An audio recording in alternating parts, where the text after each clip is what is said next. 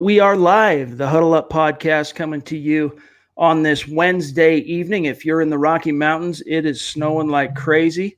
This is the Huddle Up podcast. I'm your host, Chad Jensen, and with me, as always, my partner in crime. You know him, you love him, as the lead NFL writer for Heavy.com. He is Zack Kelberman. Zack, how are you hanging this Thanksgiving Eve, man? I'm doing pretty well. I'm excited about the news that we're going to have to talk about today, Chad. That kind of made my holiday a little better after the Broncos ruined it last week in that god-awful game that we should not speak of anymore. No kidding, man. Look, we're gonna dive into everything Fangio had to say today, including what Elway had to say as it relates to Drew Lock watch. Even though they didn't quite get around to making any sort of declaration or announcement, I think fans can start getting a little bit more excited and have something to look forward to on Sunday. And we're going to dive into it all, but just a couple of quick reminders, you guys, and then we'll get to the storylines for today and welcome everybody in the comment stream. Make sure you are following the show on Twitter at Huddle Up Pod. Today, as you have all probably figured by now, we're going live about an hour earlier than we usually do. And it's mostly due because, we got family, it's Thanksgiving, travel arrangements, things are happening. So we had to move up the timetable, and we announced that on Twitter. So that's one of the reasons why you want to make sure you're following the show there. You stay on top of everything in real time. Take care of that business at Huddle Up Pod. And then don't forget, take some time, head over to Apple Podcasts, leave a creative review on the show. If you like what Zack and I are doing, give us a 5-star rating. Goes a long way towards supporting the show, and it enters you into our giveaway drawing. As you can see, the hat I'm wearing, the shirt that Zack's wearing, some swag that we'll be giving away to 2 randomly selected reviewers. And we'll announce that first of next week. So take care of that. All right, let me just welcome in here. I know a lot of you have been hanging out for a little bit in the room, especially on YouTube. Let me just impart some greetings here. JT, Stu, what's up? Buona Beast, Noble Young, Nick, welcome in everybody.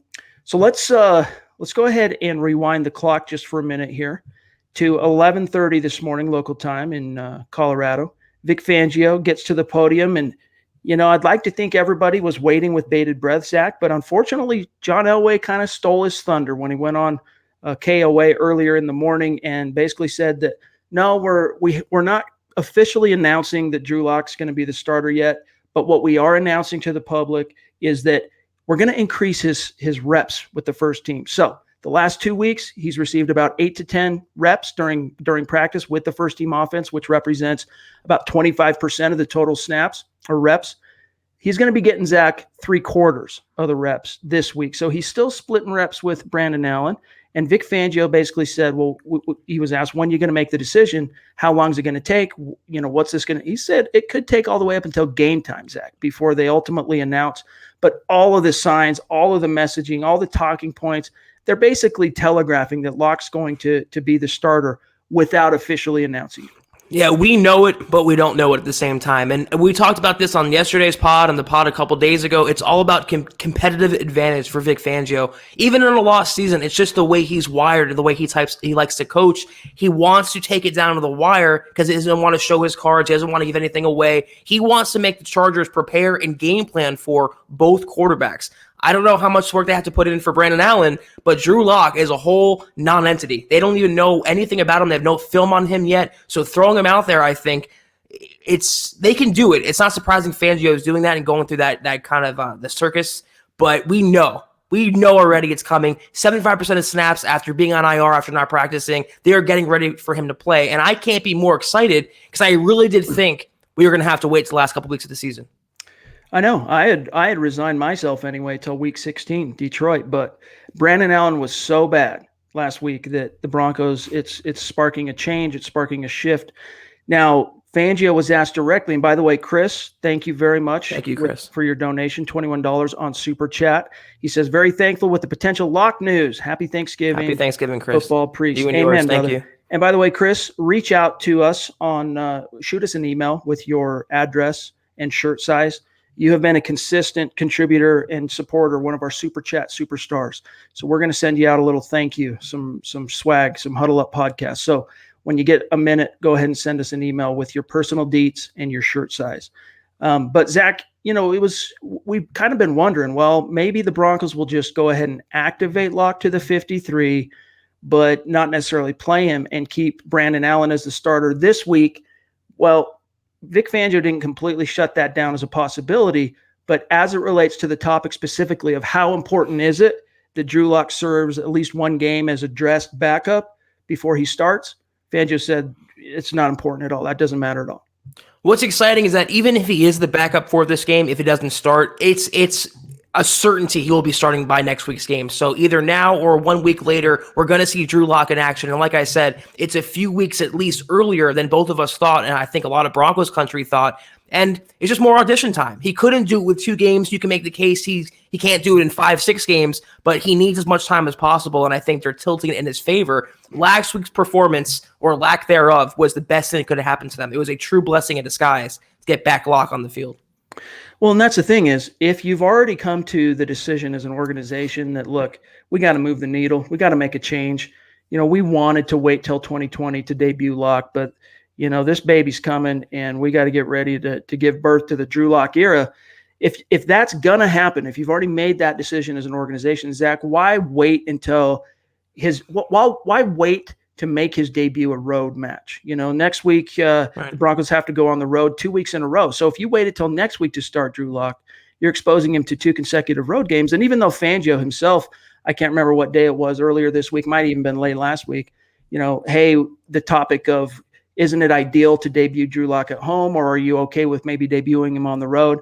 He's not afraid of starting Drew Lock on the road because, as Fangio said, look, it's not like when you become a starting quarterback, you get to avoid playing on the road. That's going to happen. He's going to have to take those lumps. But the stars have aligned. What I'm getting at here is, maybe worst case they play him next week, but I think all the stars are aligning. And Zach, even if you look at what his teammates talked about, even today, Cortland Sutton, if you read between the lines, I can pull up a few of his quotes and read them to our listeners here. But it just sounds like everyone's been told, we're going to go with Lock, but we're going to wait to announce it just because we want to keep the Chargers on their toes as long as possible. It's the only thing at this point. And to your point about the road game, there's no perfect situation for Drew Lock. I'm not coming at you, Chad, and just in general, the way the Broncos are thinking here, there's no perfect situation. They don't have a true letdown opponent on the schedule. They don't have the Dolphins. They don't have the Bengals. And even if they did, those are still NFL caliber defenses. He's going to have to go out there. He's going to have to play on the road in Denver, in snow, in rain, no matter what, in sun. He has to do it in every condition, every type of situation. That's what potential franchise quarterbacks can bring to the table. So we should know right away, or at least in the few couple games he's going to play, what he can bring to the team, what he can bring to the offense. Is he the answer? But number one was getting him on the field. And I love the fact they're not waiting any longer and dragging their heels and slow rolling this. You can make the case he should never even been on injured reserve. That should have been to Bryce Callahan. So they wasted long enough now. They wasted enough time as possible. Get him on the field. Let's go. By the way, big thank you to JT with a 10-pound donation from across the pond. He says, could not be more excited for this news. The dominoes are falling now. Next up, Garrett Holt. And by the way, JT, I'm sure you saw my response to your email. We've got your personal details there in the UK, and we will be sending you some a personal thank you from Zach and I here in the very near future. So keep an eye out for that. And again, big thanks to our Super Chat superstars. I mean, Zach and I were thinking frantically of ways to repay and show our thanks to those of you who support the show financially. I mean, it's everything. And it's why today on a Wednesday evening, when a lot of people are packing it in and they're holing up, especially in the Rockies with this weather for Thanksgiving, Zach and I were moving our schedule around so that we can still come to you and break down, especially on a day like today where there was some real Broncos news to analyze. We want to be there for you guys. And when we see that kind of support, and on a live hangout like this, on a live podcast, it just makes it all the much more worthwhile for us to spend the time. So thank you guys. Chad and I talk about it off air all the time. It's so humbling, and we're so appreciative and grateful for just you guys being in the room with us, let alone any donations we receive. We're very humbled by it. We love bringing this pod to you and introducing new things. And like Chad said, we have some things cooking. We have some hats coming out. We have some hoodies coming out. We have some rewards for our loyal followers and listeners. You guys, it hasn't gone unnoticed. We want to reach out to every one of you, and we appreciate every single one of you. Yep, and each one of you, we're thankful. I mean, on the spirit of Thanksgiving, we are grateful and thankful for you Definitely. guys, truly, and not to make this a big gusher, but we appreciate you guys. So Nicholas here, $5 donation Thank on you, Super Nicholas. Chat. He says, "I just found you guys a couple weeks ago. Real good channel. You guys are awesome. I think Locke will be the guy. Thoughts?" Now, if by that, Nick, you mean you think he's going to be named the starter, or if you're saying that he's got what it takes to be the guy is in terms of franchise, what do you think, Zach? At this point, we've only had a limited sample size of Drew Lock as a pro, 2.5 games, let's say, in preseason before that thumb. What have you seen that might lead you or encourage you to think that he has what it takes to develop into being the guy? Well, I mean, what is there to go on, though, aside from his college tape? In the preseason, he was very limited, and he was kind of erratic, and he'll tell you that himself. And I think that was the precipice, or that was the catalyst, for the Broncos delaying his playing time this year because of how he looked in the preseason. Whether he's a franchise quarterback, that cannot be answered right now. Even from the most homerific Broncos fan, Broncos media member, it cannot be answered. We don't even know yet. He can be a bust. But that's also the thing is we don't know what we have in him yet. We don't know what we're going to see yet. We know everything else. We know Flacco. We know Brandon Allen. We know even Brett Rippon. We don't know what Drew Lock. But going on what he did in Missouri, going on at least how he progressed in the preseason from week 1 to week 2, that's encouraging. And behind the scenes, the Broncos have been encouraged. And it seems in the locker room, everyone is talking with more excitement now. Everyone's talking with more passion now. And they're finally happy to get that guy on the field because they all know how talented he is and they all know what kind of spark he could potentially bring to the franchise.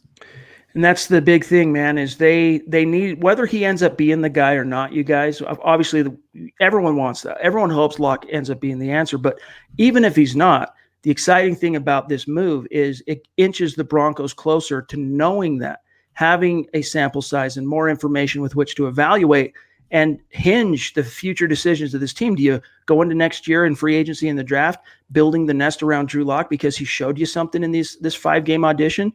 Or was it a catastrophe and you realize, goodness gracious, we got to do something different, and you go back to the well for another quarterback? Now, for what it's worth, Nick, I think personally, my opinion on Drew Lock is that he has franchise tools, all right, from the traits and skill set. I mean, you saw last week what it looks like when the difference between a first-round caliber arm in terms of arm talent going against a 6th-round caliber arm, okay? The winds, let's face it, go back and think of that Buffalo game. The winds were prevailing back and forth. It was pretty gnarly at times. Didn't seem to phase Josh Allen when it came to putting some mustard on that sucker. But Brandon Allen, it completely stopped him and the Broncos offense in its tracks. Drew Lock has an arm that's closer to Josh Allen than it is anywhere even close to Brandon Allen. He had arguably the strongest arm in that class. I think most draft nicks, it was pretty unanimous. Drew Lock, from an arm talent perspective, I guess, is pretty close with Kyler Murray, but still, those guys were right there in terms of arm talent, strength. And you think of his athletic skill set, his ability to get outside the pocket, move around, Zach, and he's the anti-Paxton Lynch, just with what he's shown us so far in terms of his dedication to the physical and intellectual demands of the game, and practicing the playbooks, repeating the play calls in the mirror to himself, really pushing himself, and just also learning about from him what he's done over that 10-week exile while he was on IR to ensure that he was as on point with what the Broncos were practicing the playbook as possible, from doing the VR twice, watching the practice in real time, and then going through and doing the VR of each practice twice. I mean, these are all encouraging things. It's all part of the puzzle.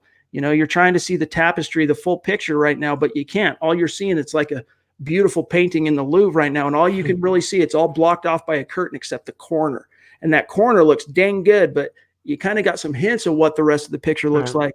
We're getting closer to understanding what the rest of that looks like. That's a really, really great analogy, Chad. It's a great way to put it, and we're encouraged by what we see from that little sliver from what we see. It looks exciting, it looks enticing, but anything else could be under the rest of that picture. Anything else could be hidden from us. True. We do not know yet. I and Chad and a lot of other people happen to think that Drew Lock will pan out with the Broncos. He is going to end that drought at quarterback for them. The one thing I am looking forward to, though, not so much touchdowns, not so much interceptions or wins and losses, is proving On the field, he is not Paxton Lynch, proving he is the complete antithesis of him, and you'll see that within the first couple snaps. He'll have more fire, he'll lead the huddle better, and he'll have more love for the game and more fire outwardly than Lynch ever showed in Denver. Stu, one of our most consistent Super Chat superstars, jumping in with a $25 donation on Super Chat. And Stu, by the way, you have some gear coming out to you. Make sure you let us know when you get that and tweet us and let us see that shirt in all its natural glory. Mm-hmm. He says, which roster spot gets swapped for Locke? Zach, at this stage, he was asked Fangio today whether or not basically he didn't answer it directly, but would you keep, if you activate Locke to make him the starter, would you keep Brett Rippon as the backup? And he said probably not, which means that when that corresponding roster move has to be made, when they waive someone to trim, to make sure they stay at 53, odds are it's going to be Brett Rippon. And that's another reason, Zach, why they're probably waiting till later in the week, because it increases the odds that they can sneak him back to the practice squad. It's a great point, and it's true. And they don't really need. They have two young guys. They have Allen. They have Drew Lock. They don't need three young guys, and two of them offer the same skill set in Allen and Rippon. So yeah, I can see him being the sacrificial lamb, and the Broncos want to keep him around. And just like Chad said, they're going to wait as long as they can here because it's easier to do that on a Saturday or a Friday than it is on a Wednesday. Broncos fan number 24 with a $10 donation on Super Chat. Appreciate Happy Thanksgiving, guys. You guys, along with today's Lock News, are one of the few things Broncos fan have to look forward to. Well, that's very humbling. Appreciate you saying that. And by the way, also Broncos fan, you've been consistent. So email us and we're putting together a list of all our most consistent Super Chat superstars. So milehighhuddle@gmail.com.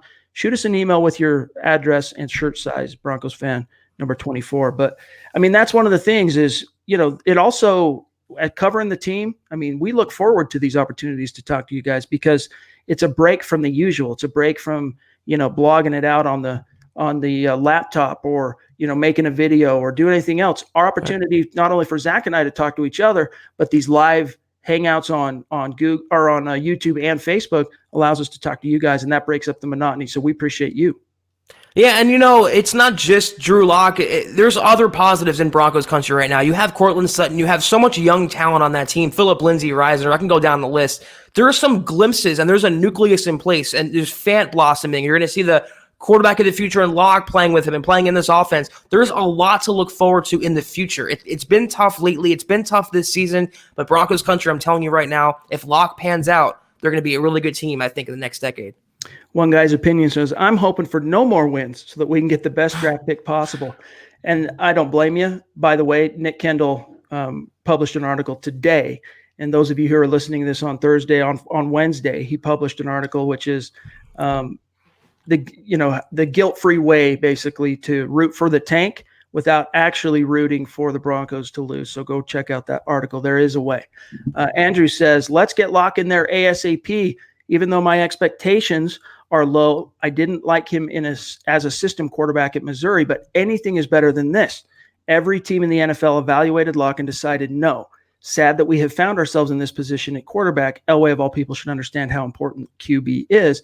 And Andrew, while that's a fair point, you got to keep it's absolutely accurate to say every team in the NFL passed on Drew Lock in the first round. He dropped to the second round.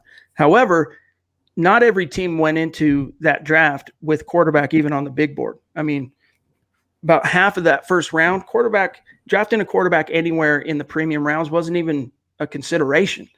So it's a more fair thing to say, I think, Zach, that every quarterback needy team passed on Drew Lock in the first round, with the exception of, well, I guess all of them did, if you really boil it down. But the Broncos, Zach, they were able to have their cake, eat it too. They got Noah Fant. They stacked a couple of third-round picks. They got Dalton Reisner and Drew Lock.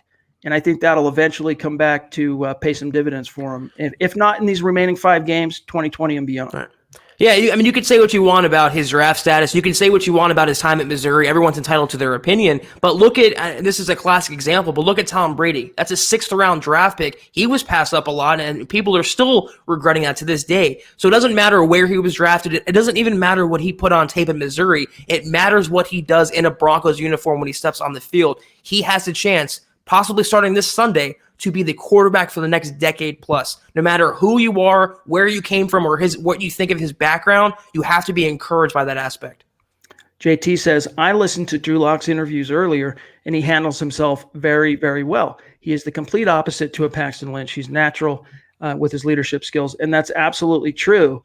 And as someone who's spoken to Drew Lock in person, you guys have heard me say this before, but he just has it, in terms of charisma and presence. He's QB1, and he can, light up a room. He can control the attention of Paxton Lynch, every time he got up in front of the mic, man, you could tell that he was like, this was outside his ken, like outside his reckoning. This was made him very uncomfortable.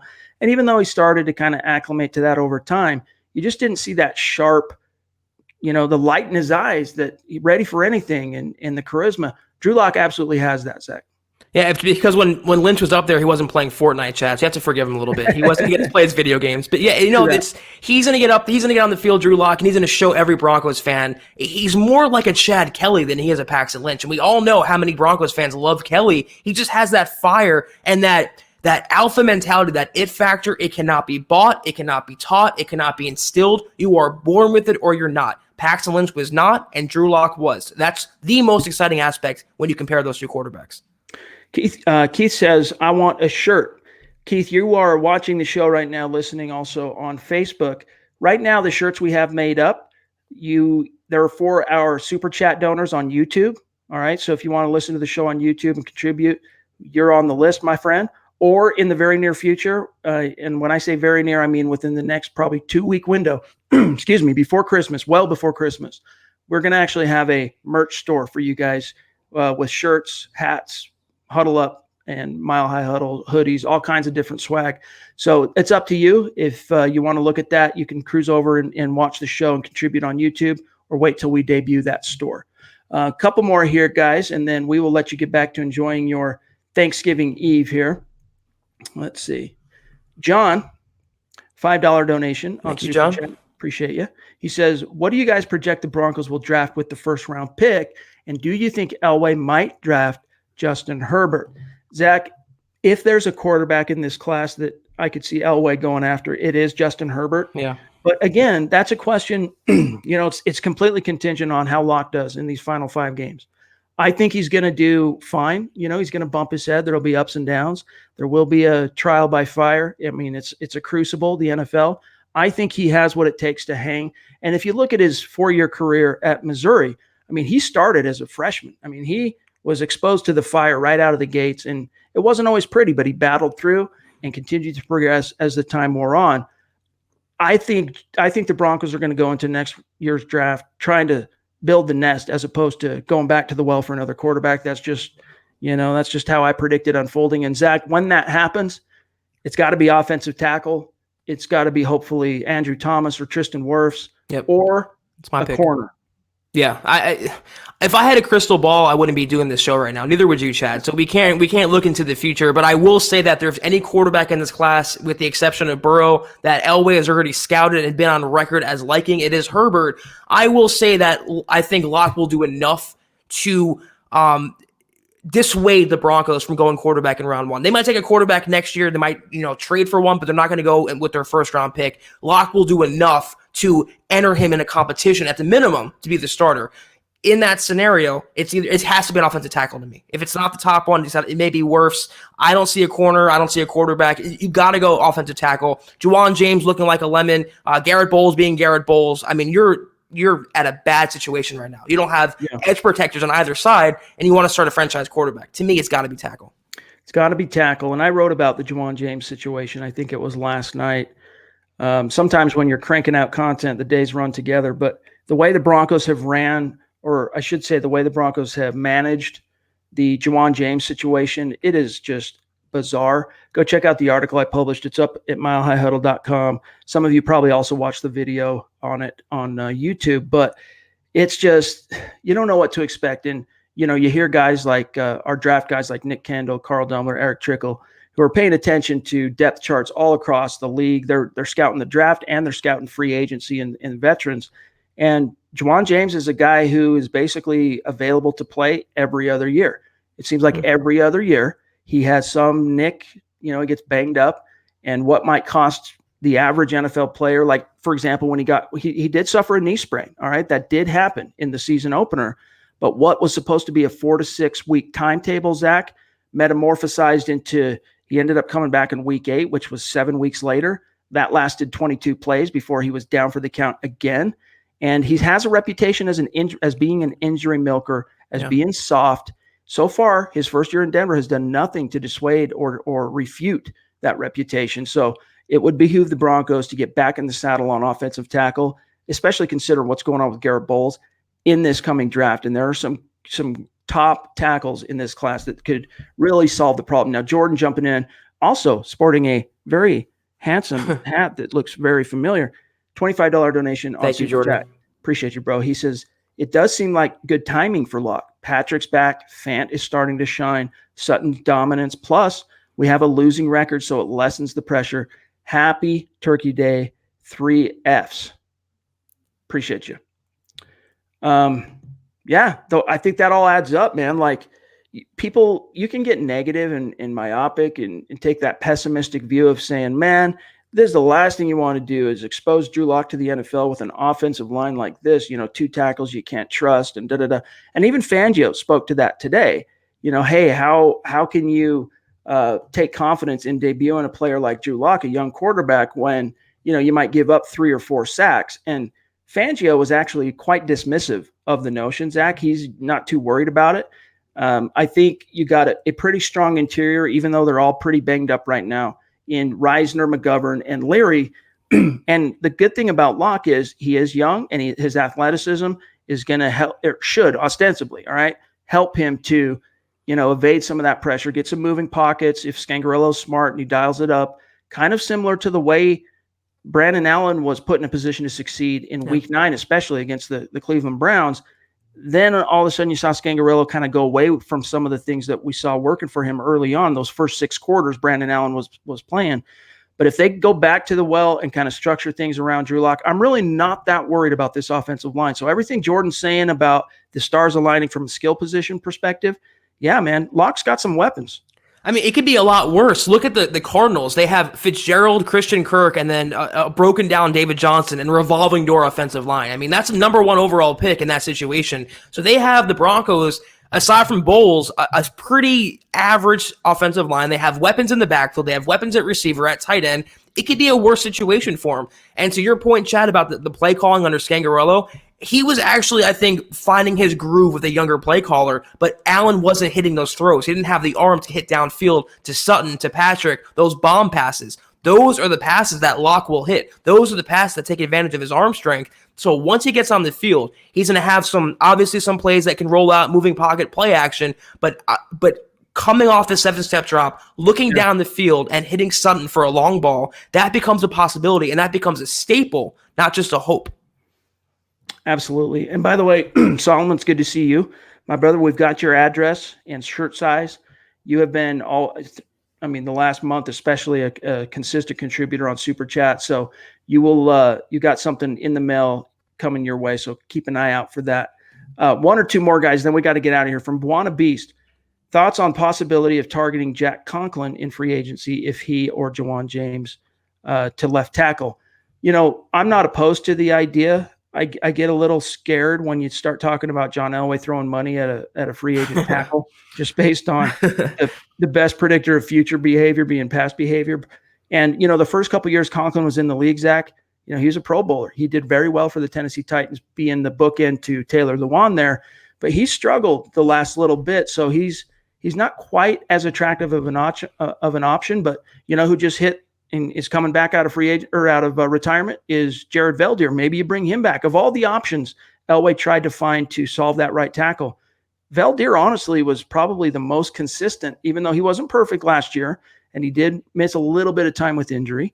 Veldheer was probably the best solution Elway was able to find, which makes it curious why they didn't try to keep him around and instead went and dumped $51 million into Jawan James, who's given him 32 snaps. But hey, if I'm Elway, I'm getting on the phone, Zach. I'm calling my dude. He's 6'8", Jared Veldheer, freaking Mr. Olympia himself, and saying, hey, here's a vet minimum. Maybe you've realized you had some bills to pay. You're coming back to the league. Here's what I'll do. Come back and at least be depth.